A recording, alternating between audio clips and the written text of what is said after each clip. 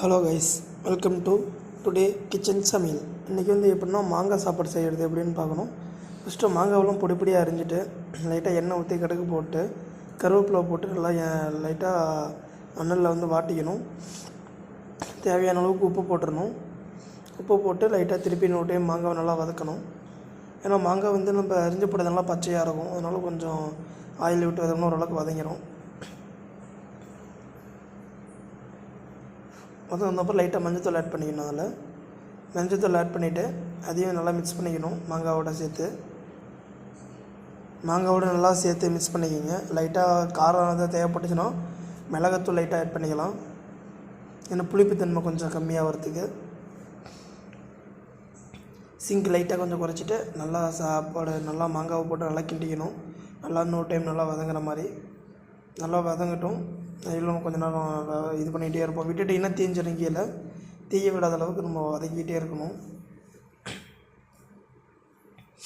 ஓரளவுக்கு நமக்கே தெரியும் வதங்கிடுச்சுன்னா எப்படி இருக்குன்னு. அந்த பதத்துக்கு வந்ததுக்கப்புறம் லைட்டாக கீழே எடுத்து வச்சுட்டு சாப்பாடு கொஞ்சம் மிக்ஸ் பண்ணி சாப்பாடு கிளறணும். பாருங்கள், வதங்கிடுச்சு. அடுப்பு ஆஃப் பண்ணி கொஞ்சம் குறைச்சாச்சு. லைட்டாக திருப்பி சால்ட்டு கொஞ்சம் ஆட் பண்ணியிருக்கோம். ஏன்னா மிளகாத்தூள் போட்டதுனால மிளகாத்தூள் மஞ்சள் ஆட் பண்ணியிருக்கோம்ல, அதனால் கொஞ்சம் ஆட் பண்ணியிருக்கோம். வீடியோ பார்க்குறவங்க சப்ஸ்கிரைப் பண்ணிவிட்டு வீடியோ பாருங்கள். புதுசாக பார்க்குறவங்க மைடல் ஜில்லிகுட்டி சேனலை சப்ஸ்கிரைப் பண்ணுங்கள்.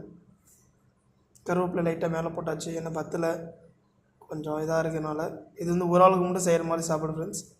குறைஞ்சபட்சம் இது 10 நிமிஷம் தான் ஆகும் சாப்பாடு செய்ய. ஷிஃப்ட்டு போகிறவங்களும் ஈஸியாக இருக்கும். ஏற்கனவே சாப்பாடு வடித்த சாப்பாடு ஆற வச்சுருக்கோம். அதை எடுத்து சாப்பாடு அதில் போட்டாச்சு. ஹீட்டாக எவ்வளோ தேவைக்கான அளவுக்கு நமக்கு போட்டுக்கணும். சாப்பாடு வேணுமோ போட்டுட்டு நல்லா போட்டு இது பண்ணிக்கிங்க.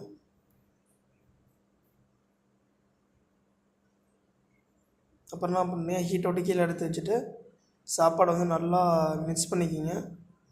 ஏன்னா அதிலே வச்சு பண்ணிங்கன்னா சாப்பாடு தீயறதுக்கு வாய்ப்பு இருக்குது. அதனால் போட்டு நல்லா மிக்ஸ் பண்ணிக்கிங்க. ஏன்னா சாப்பாடு அது அப்புறம் எல்லோ கலரில் இருக்கும். எல்லோ கலரில் வர வரையிலுமே நல்லா மிக்ஸ் பண்ணணும் சாப்பாட்டை. சாப்பாடு அதிகமாக போட்டால் பிரச்சனை இல்லை, கம்மியாக போட்டிங்கன்னா புளிப்புத்தன்மை அதிகமாகிடும். நல்லா கிண்டிக்கிங்க. அவ்வளோதான் ஃப்ரெண்ட்ஸ், மாங்காய் சாப்பாடு ரெடி. அடுத்த வீடியோவில் உங்களுக்கு சந்திக்கலாம்.